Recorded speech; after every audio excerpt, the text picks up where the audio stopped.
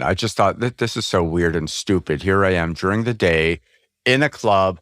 It looks like shit. There's a guy over there sweeping up in the corner and whatever. And I don't even think there was music. And I danced. I felt stupid. And he said, okay, you're hired.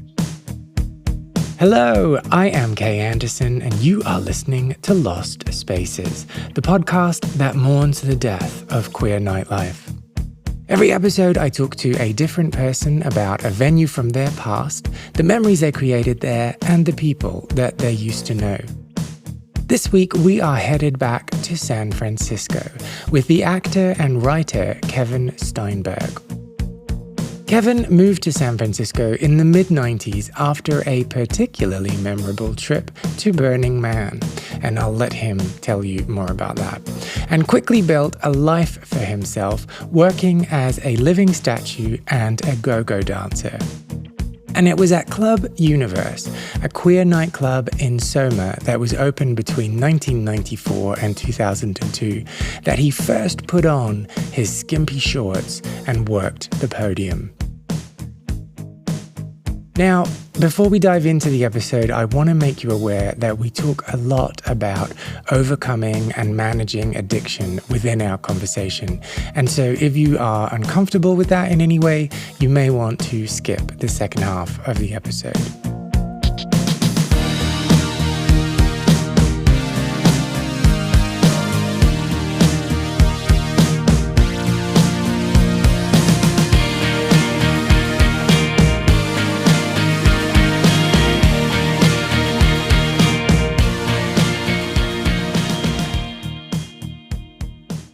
I always wanted to live in California, Los Angeles.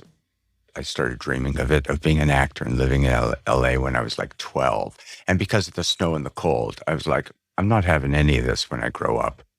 And luckily, I entered the green card lottery, which a lot of countries have that, to enter the US.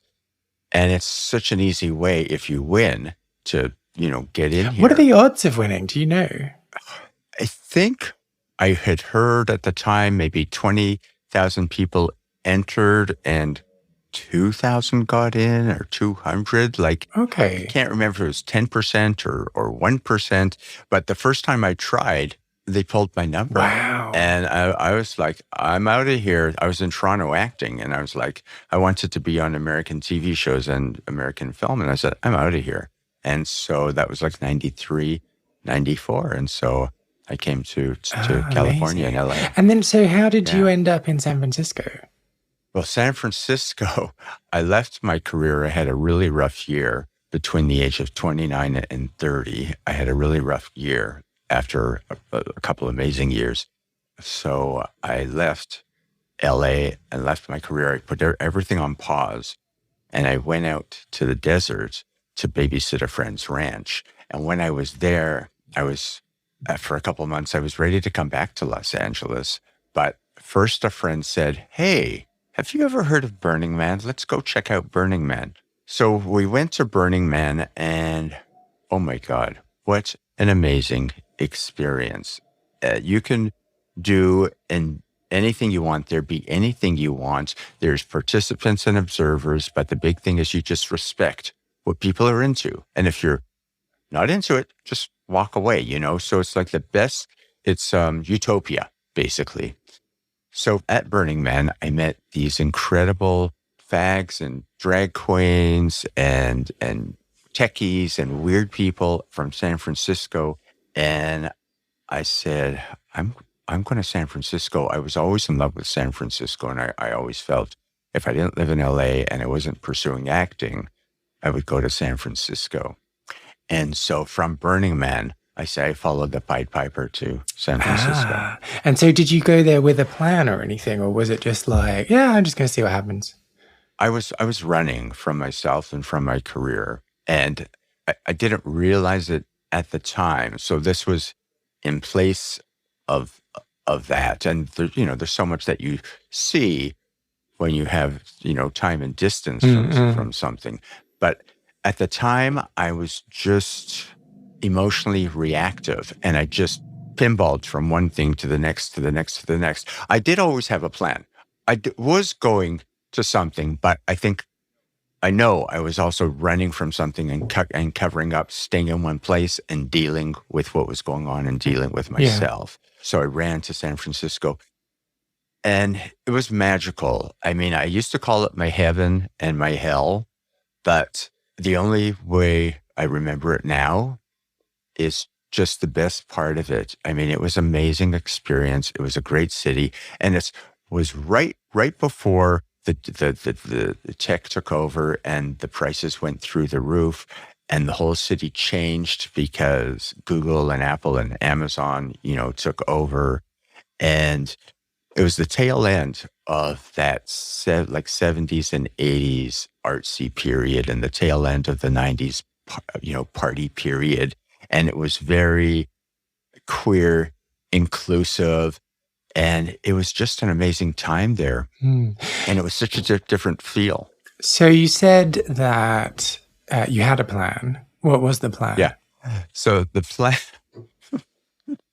plan was just for once in my life to just be myself and explore being Kevin, because I had always been a career boy. I had always followed the path of acting. I had always, followed the rules. I had always behaved. And I had always, I started coming out step by step when I was about 19, first as bisexual and then slowly as homosexual, and first to family and close friends. And then, to everyone because of San Francisco. And so it was really to just live life and explore who I was without, I used to call it the senator, like the senator is watching. As an actor, anyone can see you anywhere. So I thought, I have to behave everywhere I go. I have to behave because I don't want to lose a job. And I never know who's going to see me at a party or on the streets or at dinner. And I just want to look professional and socially acceptable. So then you were living your whole life kind of switched on when you were in LA, like with this veneer. Totally. I was dating a director who was one of the top directors in TV and in TV comedy series. And he's just risen and risen and risen since I was with him. So there was also that pressure of being with someone who was much more established than me and meeting the people that he knew, that he was introducing me to, and doors opening me. So I was really, really conservative and well-behaved. But so those people that he was introducing you to, were you like open about the fact you were in a relationship with him? Or was it like, oh, this is my friend? Oh, yes. So even this is before Will and Grace and before Ellen came out as gay and all of that. You could be, it was easier to be a queer person behind the scenes as a writer, director, producer, because you're not the product that they're selling. It was harder if you were on screen, and especially a leading man. At that time, you certainly had to, lie. Yeah. Or just people knew, but you just publicly played it straight because it was going to go on TV and in the magazines. But you couldn't have an ounce of flaming to you because that gave it all away, and that's the only parts you were going to get, like Sean Hayes on Will and Grace. Yeah, the comic relief, the best friend, yeah. That's what your career was going to be. So yes, I have a feminine side, but I come across as pretty masculine, and I was bald, and I was going to the gym, so I was muscular, and I was with this guy who didn't come across, this is terrible, but didn't come across as gay. We just came across as the straight gay couple. So doors would open because that's what was acceptable at the time. So I wasn't worried about people knowing that I was gay. But I did get feedback. This is partly why, one of the reasons of many reasons why I ran from the city and from my career, is that I looked like a tough guy, but I was a soft, chewy caramel. I didn't have a lot of emotional experience. I had professional and social experience, but I wasn't mature emotionally, and I couldn't access. They wanted the mean guy or the tough guy or the angry guy, and I couldn't access that. Well, of course, though. You've got a shaved head. You must be mean. That's how Hollywood works, right?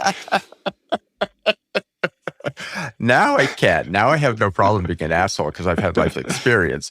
But at the time, I was getting some feedback from my manager that it came across as soft. And I was so upset. It freaked me out because I was putting a clamp on that and doing everything I could to come across as masculine so that I would have a good and successful career. My trajectory would go up. And it devastated me when I was told that I come across as soft. I was like, you're flaming, you're gay on camera. And I was like, oh no, Oh I gosh. can't. So can we just go back a few steps? So you were saying Of course, that yeah. you were being the good boy, which made me think that you were just like asexual or just not doing anything. But if everyone knew that you were with this guy and you were in a relationship with him, what does being a good boy mean? Just following society's rules and being well behaved and not doing drugs and not drinking and not being boorish or an asshole and being well mannered and being nice to people and being gracious and being thankful. But I was very sexual. Just get that in there. But it was less about appearing gay. It was just more about being acceptable. And I was a people pleaser and being acceptable, and I wanted to be liked. And so then you had this feedback that put you into a bit of a professional tailspin. And then you moved to San Francisco and you were just like, I'm going to let my freak flag fly. You hit the nail on the head. Freak flag. I love that phrase. And that's the first time I heard it. And I let my freak flag fly because I thought that because I was an athlete and because I was influenced by what I was told by society that drugs are bad, drinking is bad. So I didn't do any of it. I mean, I tried stuff, but I wasn't into any of it. But at Burning Man, I decided, wait a second. Who says drugs and drinking are bad? You should try everything once in your life. So I tried everything at Burning Man. And then I moved to San Francisco. I didn't know I was an addict, and I just kept using drugs, and I joined the party scene. And I had never been, one of these. I've never been a clubber, gay or straight. I love dancing, and I did go dancing every 3 weeks because I love music. Every 3 weeks? That's a very expressing specific period of time. But it's true. You're right. But I just had to, kind of work it out on a dance floor every couple weeks. And I feel like when I was in San Francisco, probably because, a combination of that feedback of hearing that I, gave off this gay scent on camera and allowing myself to do drugs. And then being in San Francisco, which to me, I don't know about anymore, but at the time and historically to me, it was the gayest city in the world. And the masculinity, the men, I was blown away that you could be anywhere at any time in the city and there would be somebody there to flirt with and go home and have sex with. Like it was so, and not toxic masculinity. It was just so positive and so accepting. And so many people, when I moved there, I found were unlike anywhere else. Like people were curious who you were and where you came from and what your story was. And it was not about what's your zip code and how much do you make and what do you do for a living and what do you look like. Like people were just like, oh, here's some new meat. Let's find out about it. So quite different then in vibe from LA. Totally. And I also found that the men there were very different from where else I had been or lived, Toronto, New York, or LA. I just found the guys were the most masculine, but there was the widest variety of guys or, queer guys. And that they were all just open and accepting. And they talked to you and they did, they didn't say like, I didn't feel that. That wasn't my experience. But also, I was a bald guy who had muscles. So maybe if I was a twink or a little guy, maybe my experience would be different, but it was a good experience. So those then, the first days in San Francisco, did you have somewhere to crash? Did you what was going on? So I have been is the word fortuitous or lucky throughout my whole life, that maybe because of the way that I am, the way I am intrinsically, or the way that I've learned to be, that the welcome mat has always been open. People always said, you can stay here while you find a place, or while you get settled, or get things together. So a friend had a friend who had an apartment in the Panhandle. And at the time, as I mentioned before, this is before the whole tech boom and everything, and prices went through the roof. In 1997, he had this rambling one-bedroom across from the Panhandle for $350 a month. Don't tell me this. Just don't tell me. I don't want to know. And even at the time, he told us that his landlord would love to kick him out because his landlord could get $1,600, or 4 times the amount for it. Even at that time, things were starting to turn. And that's where I landed. And then I went on Craigslist. I don't know if you have Craigslist over there, but here, it was the online bulletin board, and it was not full of scammers like it is now. And at the time, it was all legitimate. And it took over from also like the personals and the classifieds in the newspaper. And I went looking at apartments, and I lucked out. I found this great, amazing, huge apartment. I think my rent was only maybe my portion was $600 a month. It was with one other guy, the nicest guy. He became a very good friend. We're close friends to this day. And when I go to San Francisco, I still stay with him. And whenever I moved somewhere new, even though I was running from something, like I said, I always had a plan. And I think because I was just nice and gracious and non-threatening and stuff, my life always came together very quickly. I always found a job. I always found a circle of friends. I always found a boyfriend. Things would fall into place very, very quickly. Oh, well, that's lovely to hear. At what point did Club Universe come onto your radar? As soon as I moved to San Francisco, I first went there to check it out. I became boyfriends with this guy. So air quotes. Do we need to point out that there's air quotes here? Isn't that terrible? I never do this, and I don't know why I'm doing this all the time with you. It's like, but so boyfriend, not boyfriend. Is that what you're trying to say? Right. Exactly. And I went to San Francisco to check it out, and I didn't know that it was Folsom Fair and Folsom Week. Oh my God, that was your first weekend. What a crazy, amazing weekend to introduce you to the city and to all the guys there. And there was a dance there. I forget the name of the dance. I want to call it man ball, but that's so wrong. Man ball. And it was in this big warehouse space. I think there were 3,000 guys there.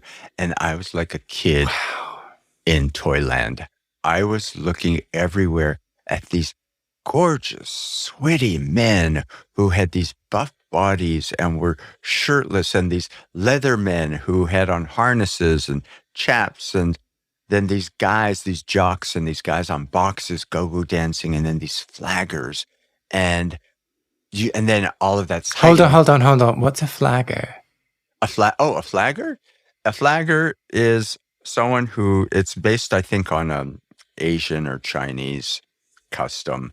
It's very artistic and creative, and they had fans. Okay. And you're basically doing this with the fans around you in a figure 8. So flags, you have like neon psychedelic fabric, and the lights, those purple lights, catch it. And so it was just spectacular to watch in the dark, to see these neon psychedelic flags flying around someone, and you couldn't see the person, and they were just swirling around at such a fast rate. I was just fascinated. Seems like a health and safety problem to me. Well, you had to watch out because the flags, in order to make the flags fly, they had this drapery weight that is a cord but with metal in it. And if you stood too close to a fagger, If you stood too close to a flagger, you would get whacked in the face with a rod. And so I went to this Folsom Fair ball, and I was just entranced. I was like, give me more. So when I came back with my bags and had moved to the city, I don't know who told me, Club Universe, that's the place to be. And I went to Club Universe, and I remember my first time there. The big song at the time was that Janet Jackson song, Let's Stay Together. Was it Be Together, Stay Together? We'll be together. It was, I think, Together Again. Together Again. It was about her friend Yeah. who had passed away from AIDS or something. And I just remember when that song was playing, it was my favorite song that year. I love Janet Jackson, and I think I was on ecstasy. And right when the ecstasy was hitting, I felt like I was seeing God. Like I looked up, I saw the lights, and I was having this transcendent experience. And suddenly the speakers, I don't know if you've done ecstasy, but I don't know at a certain hour if they pump up the speakers, or if because your drugs are hitting you, that suddenly your awareness is that much more acute and you're hearing. And it was magical. So that was Club Universe, and everyone went there, and I kept going back. And I looked around, and the go-go dancers to me were sad. They were just these guys who thought they had a good build, who were just posing. They weren't dancing. Going through the motions. Just not putting any heart into it. Exactly. I love dancing, and I really give it. And I thought, I could do that. And I found that they made this is 1998, 97. I found that they made like $100 a shift. A shift was 3 30-minute sets, and then they were done. I thought, well, that's easy, and I can do a lot better than them. And I can come here for free and hang out all night, and I don't have to pay the cover charge. And so I'm doing that. And so was it as easy as that? Were you just like, give me a job? Yeah. So the main bartender, Corey J., he auditioned the dancers, and I found out who I go see, and I had to come in during the day and dance for him on a box. And I thought, do you remember the song you danced to? Oh, no. I don't even know if they put music on. I just thought that this is so weird and stupid. Here I am during the day in a club. Bright lights. A guy, yeah, bright lights. It looks like shit. There's a guy over there sweeping up in the corner and whatever. And I don't even think there was music. And I danced. I felt stupid. And he said, "Okay, you're hired." Oh, amazing. And that was it. And I loved it. But again, because there's I have a shyness deep inside of me, and because I'm a people pleaser, I'm worried about what people think. And also I want to look amazing and competitive, so that I would really, kick it out during my set and have full on energy. I always did a set on drugs. They went hand in hand. I don't know about the other dancers. I can't speak for them. But for me, I had to have my drugs, and I was in heaven on the box, and I was getting down. Can we talk then a bit more about that shyness and the thing that drives you despite the shyness? Because I think, obviously we've only been talking to each other for an hour. And I feel like I have that kind of similar thing where I'm shy, but I'm still driven to put myself in front of people. Yeah. People are surprised when they hear that I'm shy, because I'm so social. They see me as so confident. And they also feel that someone who's an actor just wants to be out there. But even Robert De Niro, like, you see him on a talk show without a script and a character, he is boring. Try and get him to talk. I think he's better. Well, hang on. Now, being shy does not mean you're boring. Like, let's not conflate the two things. No. But I'm saying, like, I think when he's not a character, when he's himself and the spotlight's on him, he gets a little more... shrinks into himself. Reserved, exactly. Okay. So I have that like... you can identify with, that there's a shy guy inside of me, but I do want to be a performer and in front of people. Look, I do want to be a podcaster. I want people to see me and hear me and know who I am. So it's that duality that is, it's very real, and it's interesting, and I think it drives a lot of, creative artists and performers and actors. But did you not have, like, so for me, the thing that helps me overcome shyness in those situations is knowing what my role is. So if I were in your position, it would be like, well, I know that I have to go on the podium and I have to dance for half an hour and I have to give a great show.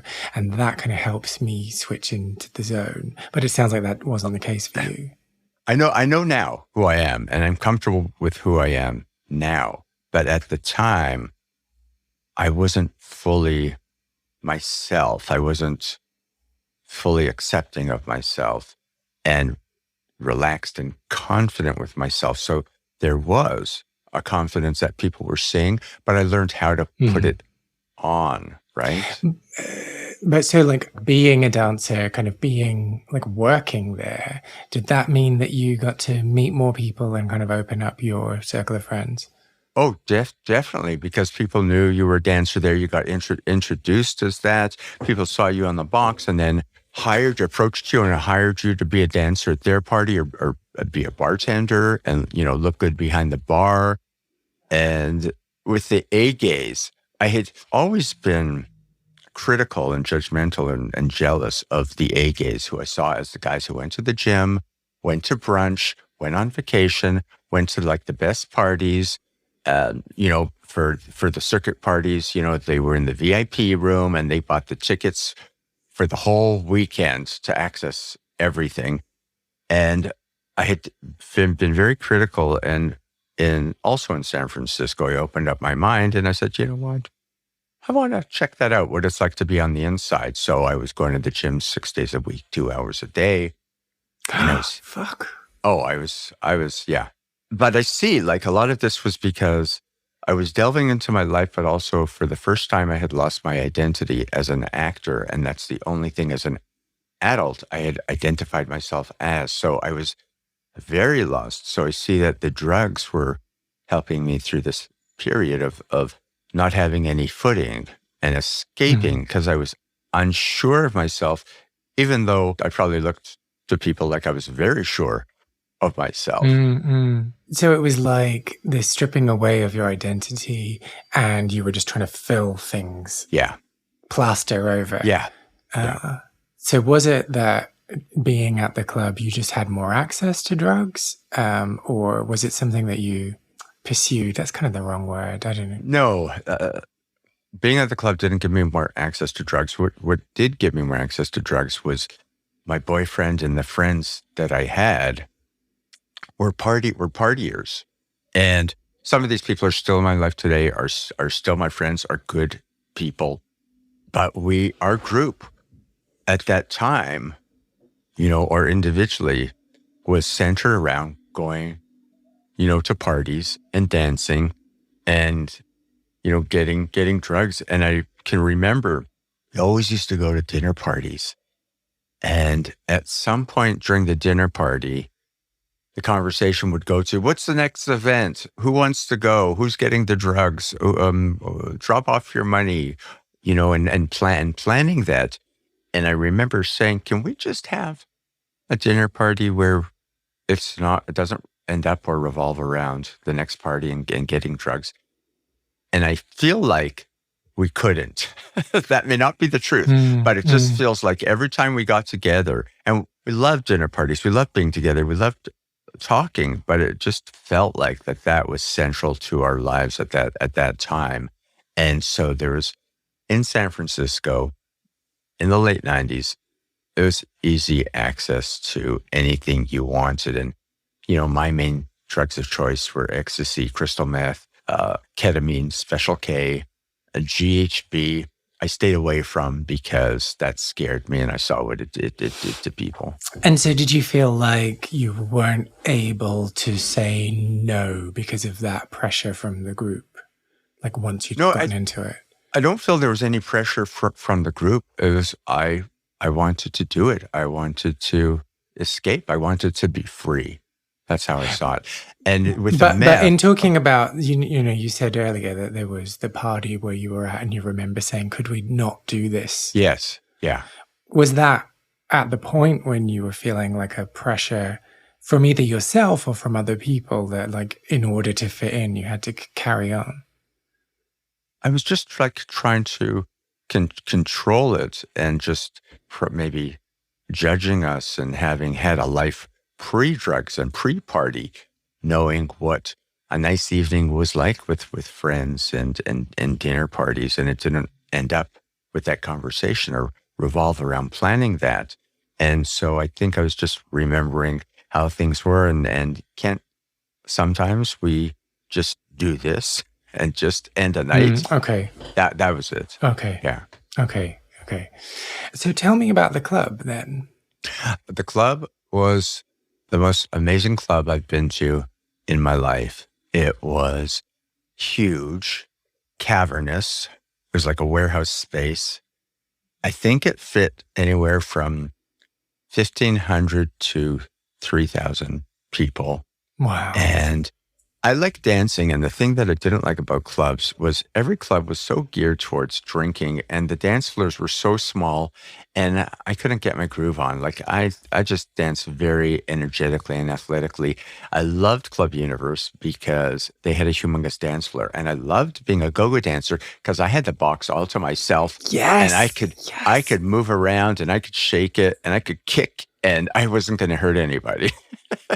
But yeah. There were the go-go dancers, there were the flaggers, there was tambourine shakers. I remember there would always be, not always, but there would be a guy standing by the side, usually like a leather daddy or something from the 70s, and he had a tambourine, and it just added to everything. Did it not piss you off? No, it just added to the circus. I loved it. And then there were the performers, like they had big name performers like Cyndi Lauper and the B-52s and Grace Jones and people like that. And then there was this huge main circular bar. There were sidebars, but there was a huge main circular bar that on the busy nights, from what I remember, it was like 3, 4, 5 people deep. And there was a go-go box even in the center of that. So you were like central. As soon as people walked in and looked up, they saw that go-go dancer. That was their introduction into the club. You walked down this long hallway. So you didn't know, once you opened up these double steel doors that opened you up to the club. I'm seeing it like a movie, like a Martin Scorsese movie where the camera follows, someone into the club. And then you enter this other world. And there was this incredible set decorator who every weekend changed the decor. Wow. Every weekend. And the elements hanging from the ceiling, like I remember one week it was like the theme was under the water, and you looked up and it was like you were under the water with all these sea creatures and stuff. It was just incredible what they I guess spent on design or for this designer. And then the music was just top notch. I mean, nothing like you would hear on the radio or in the straight clubs. You didn't know where one song began and one ended, and it was just this ride that the DJ took you on. And back when too, all these songs, they weren't just hard techno beats or fast techno beats, where they really had a melody and had lyrics, and you can sing along. Uh-oh. I know where we're headed. Where? In my day. No. Sorry. And so why did you leave San Francisco? Oh, I left because I was doing crystal meth at home. I was stealing it from my boyfriend. I was doing it at work, like at catering, to give me energy. The one thing about, not one thing, but a few of the things about crystal meth is that it makes you feel supremely confident, like you could take on the world. It also makes you feel very sexual, and it gives you a lot of energy. Like those are the 3 main things. And so it went out of the club and it came home, and then my boyfriend and I, it's like sometimes I would go out and work. So I would come home high and he would be fast asleep. Then when he went out with our friends to the club and did drugs, sometimes I needed my sleep, or I was catering like a 12-hour shift somewhere, like a wedding. And so it started being that I was coming up and he was coming down and vice versa. And also he was really adamant about me getting like a real job. I felt judged and devalued that here I was taking writing classes. So I was working on my writing and I was working. I felt like I was working behind the scenes on my career and pursuing something. But because I didn't have one like him, I think one 9 to 5 job Monday to Friday. And because I was go-go dancing and it was like I was, at a party, and because I was a living sculpture and because I was catering whenever I wanted to, because even if they give you a shift, you can accept it or not accept it. And I remember we would have fights. Like he would just be like, you have to get a job. You have to get a career. And finally I just said, because of the drugs, not because of that, I was like, I have to leave San Francisco. Otherwise I fear I'm going to die here, that I'm just going to keep using more and more and more drugs. And this was happening to people. They even warned me when I arrived. They said, watch out for Tina. She's a beast. They called it Tina. That was slang for crystal meth. And they would tell me about these guys who had everything, who were good looking, who were smart, and had a house and had money and had this and that, and would lose it all and lose their marbles and lose their teeth. And I said, I'm not like that. I'm a smart guy. You don't know me. Well, I saw myself headed in that direction. So I said, I got to leave. And I believed that he loved me and that he would come with me, which was so naive because he had this good, amazing job at a private school. And he had always, not always, but for a long time lived in San Francisco and his life was there. And I thought if he loved me, he followed me, which is very naive and egotistical. And I kept coming back to San Francisco to prove that I was committed to our relationship. So do you remember like the moment when you decided you had to leave? I think it had been working its way up. I don't know if it was 6 months or what, but I remember the moment that we had exchanged rings and we had a fight, and it was emotional, and our voices were raised, and I don't know if one of us was high or not, or if we were both on the ground. But I remember saying to him, like, I can't do this anymore. And I feel like I took my ring off and threw it at him, and it was like, I'm done. I'm gone. And where did you go? Back to LA.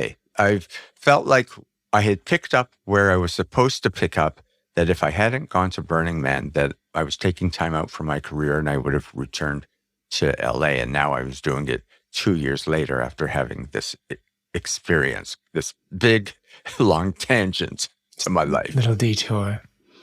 Yeah. And what was that like, reacclimatizing to LA? Oh, you know what?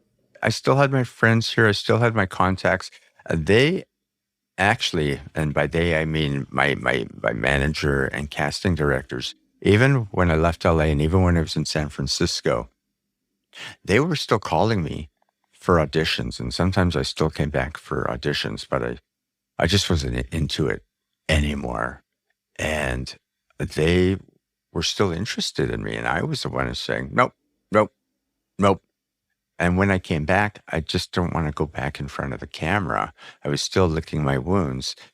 And I went behind the scenes and went into, TV, film production, and so forth. Mm-hmm.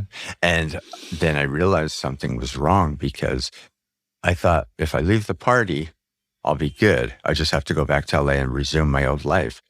But I left the party, but the party didn't leave me, because I was still looking for crystal meth. And even at my job in entertainment behind the scenes, I would go to the bathroom and I would use, or on the weekends, I called it my cup of joe, like my cup of coffee, like to do my errands. I would have a little, like, snort a line of it or something. Or I would be good for 2 weeks and not want it. But I would if I went to a party and bumped into somebody, I could always sniff out the person who had it. They say it doesn't matter if you're in the Sahara Desert or wherever. If you're a drug addict, you will find drugs. And I would hook up with that person after 2 weeks of being okay, and I realized pretty quickly that I had a problem. I was like, this isn't me. I don't know this guy. This isn't who I was before Burning Man in San Francisco. And I thought I could just pick up where I had left off. But now this is some new information and I need help. And what kind of role did the boyfriend that you had at the time play within that? He was moving on. I mean, he knew that I was going back to my life in LA and he had his life in San Francisco.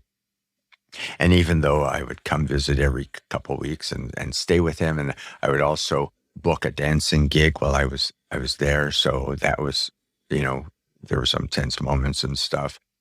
But he was moving on.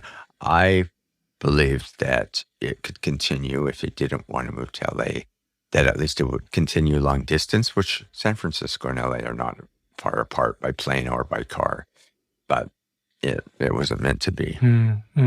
Yeah, I don't know any long distance relationship that's worked. I don't know. Let's not go with that. I'm going to piss someone off by saying that. I do love the idea of long distance relationships, though. Right? Because it's like I don't have to see you that much. Right. I think people seek them out for a reason, and it's just because I get to have my life and I don't have to give any time to you.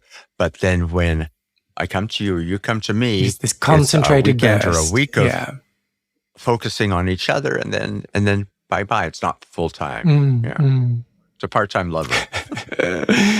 Unless they want to talk on the phone every day, that's when it's annoying. But some people are into that. Some people are texting and FaceTiming all the time. Yeah. I have a good friend who had a career and a life here, and he met somebody on vacation in P-Town and ended up moving to Philadelphia, and they were going back and forth to see each other. And then finally, during COVID, I think right before COVID happened, my friend decided that he's going to live in both cities, but he's going to make his life there and have his career here, and that they would buy a place together. And they did buy a place together and set up house. And then I believe COVID happened. And so he's mostly been there. And so it isn't a long distance relationship anymore. It's a full-time successful relationship. I thought this was going to end in flames. It's a happy story. Yuck. No. It has worked. It's so sweet. His partner is so sweet. I'm so happy for him, and I look forward to going to visit them in Philadelphia. I wanted heartbreak. Anyway, for these people I don't know. So coming off drugs, how long? Yeah. What was that? Boy. So I knew things intellectually or societally, and I knew something was wrong, and I went to get help starting in 2001. And you're recovering. You're never recovered. You're always continually recovering, and you have to work at it. And what I didn't realize at the time is I knew that it was in my best interest to stop, but I didn't want to stop. So I had a therapist, and I went to the specialized crystal meth group, and I went to AA and CMA, and I've had 1 foot in and 1 foot out of recovery ever since. And I think because I was still new to it and still had a hard time dealing with life and dealing with my depression and with my anger and some things that other people did to me, or what I felt the world was doing to me. So it's a way of escaping and not dealing with people and the world. So I could put together 2 months to 10 months of being clean. But at some point, I always, went back to it. I have a few years now of being clean. And I also just didn't realize the work that needed to be put in. I thought you say, okay, I'm an addict. And being aware of it and going to meetings, you're done. You're on the sunny side of the street. And That's not Well, true. there's that huge ego thing, like the thing you said before about when you first got to San Francisco and your inner dialogue was, oh no, I'm smart. I'm not going to fall for that. There's Yeah. something at the other end as well, isn't there? Where it's like, oh no, like I'm in control. Mm, Like I know I can just stop whenever I want. I just don't want to stop. And the ego and like battling that, it's exhausting. totally, totally. I equate it with, as a youngster, I was living a double life. I was a closeted homosexual living a straight life. And now I was an out gay person, but now I had a new double life where I was using, but also keeping up appearances, to friends and family. Also because I'm originally from Canada, and also because I've lived different places. I have friends in different cities. And so not everyone is seeing me all the time. So I could lie to them. I was also a high functioning addict that I could be up all night and use and then go to work. And I remember telling the people that I worked with that I had to go to rehab, and they laughed. They thought, "You're not an addict. What are you talking about?" I kept it so well hidden. And it was that guy who had to keep up appearances and go to work and be together. And I said, no, I really have a problem. And they're like, no, that's not the Kevin I know. And of course, it wasn't the Kevin I let them see. But then, so was that even more difficult to have that conversation with people because you'd been so protective of like maintaining this image? Yes and no, because it superseded that, because I knew I had reached a point where I had to get real and honest and get help. And I had to let people know, because I was taking time off from work to go get help. I had to let my coworkers know that I'm going away because of this. I'm about honesty and transparency, and I allow myself to be vulnerable a lot. I'm not that person who can just cover up and say, I'm going away for a while. Like I will tell people why, and not to be a victim and not to get attention or have them feel sorry. But I feel like I just have to, for whatever reason, step up and tell the truth after, especially hiding so much.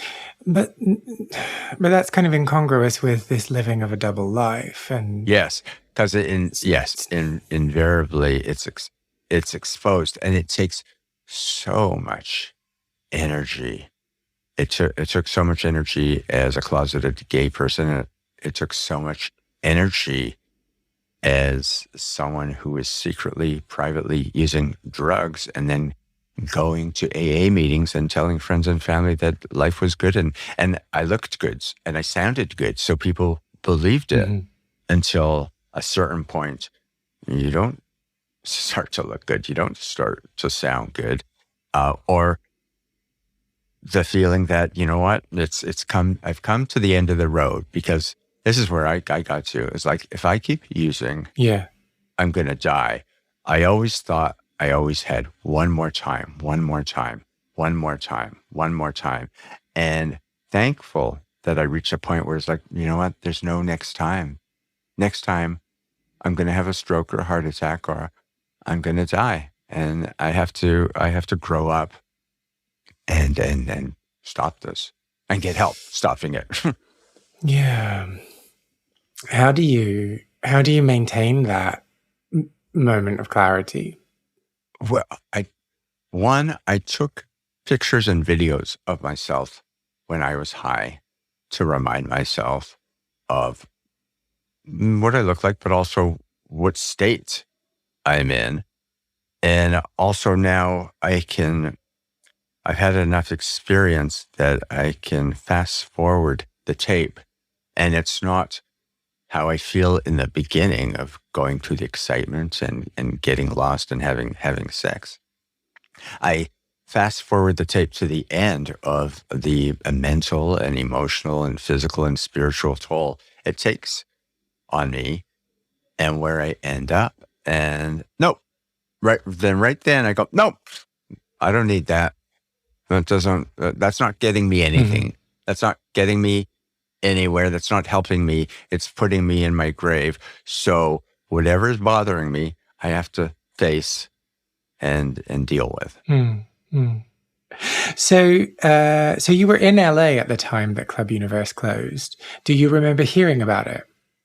Oh yeah, I was so shocked and upset, and I was happy that I could be there for the closing weekend and be booked to dance and be a part of it, because it was such a part of the gay community, Club Universe. And I think a lot of people showed up for the closing. And I think it closed because we started moving into this age of everyone being on computer and cruising online and hooking up online. And so why go to the bar? And I think this is terrible, because I love social interaction. I want to meet someone. I want to go dancing, and we're losing that, or we've lost that. And I think they saw their crowd, diminished from what it was, that not as many people were coming out regularly. So what was that last night like?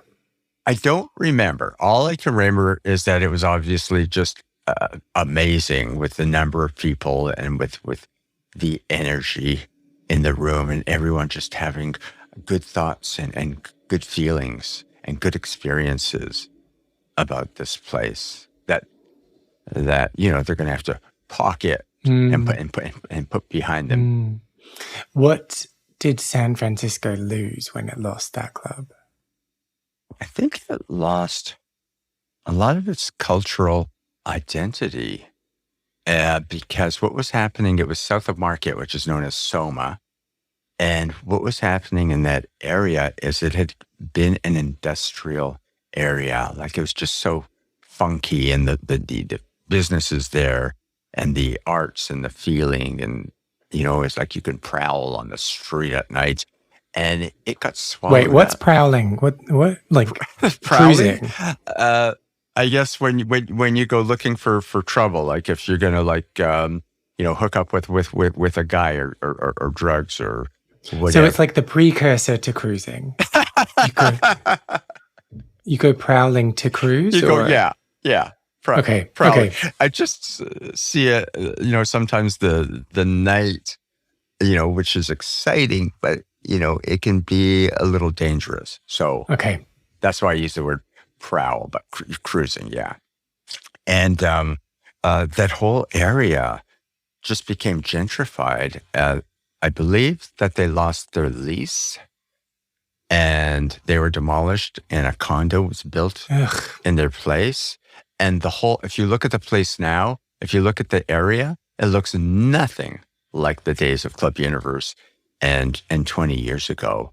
It's a neighborhood of people living and working, not a funky, artistic, industrial neighborhood of people going clubbing. Scuzzy old buildings, and yeah. Yeah, and I remember going back to the city years later to visit, and I was really sad because I felt the city had lost its soul with tech taking off, and so many people having to leave because they couldn't afford it anymore. And it wasn't just that physically the city was changing, but I just felt like artistically, spiritually, it changed. Like, it literally lost its soul, and it was so sad to me.